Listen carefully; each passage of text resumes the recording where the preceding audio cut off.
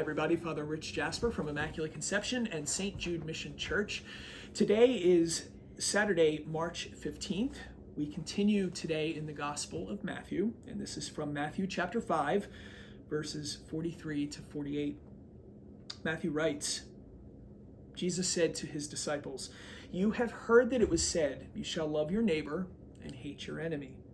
But I say to you, love your enemies and pray for those who persecute you, that you may be children of your heavenly Father. For he makes his sun rise on the bad and the good, and causes rain to fall on the just and the unjust. For if you love those who love you, what recompense will you have? Do not tax collectors do the same? And if you greet your brothers and sisters only, what is unusual about that? Do not the pagans do the same? So be perfect, just as your heavenly Father is perfect."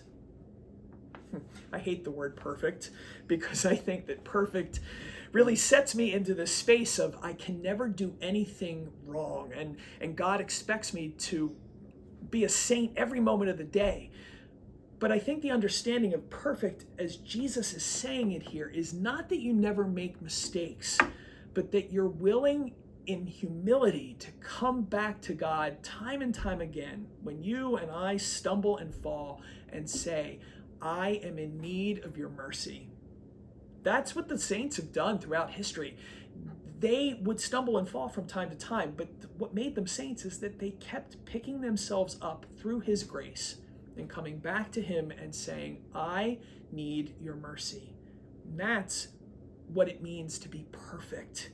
So when we say here, be perfect as your Father is perfect, your heavenly Father is perfect, ultimately what Jesus is saying is to be open in such a way so that you receive the mercy, but then you also offer that mercy to others, right? Because the whole rest of that passage is God is also shining his sun on the good and the bad, right? He loves all because we are all his children no matter what.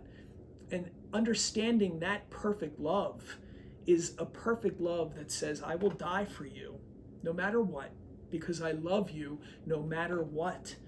And you do make mistakes and you do fall and stumble, but with grace, you can always find the way forward. You can always pick yourself up. You can always make your way back to God's loving heart. That's what it means to be perfect. And he asks us to share in that love and to be that love for him. So if there is someone in your life, if there's a world situation, let's be honest about that. There's so much in the world today that we struggle with.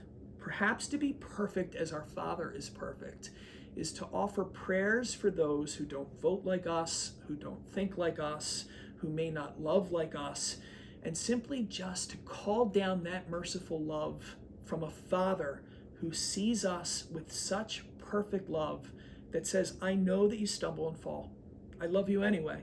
I'll walk with you anyway, and invite grace to transform you, to make sure that we make our way together back home.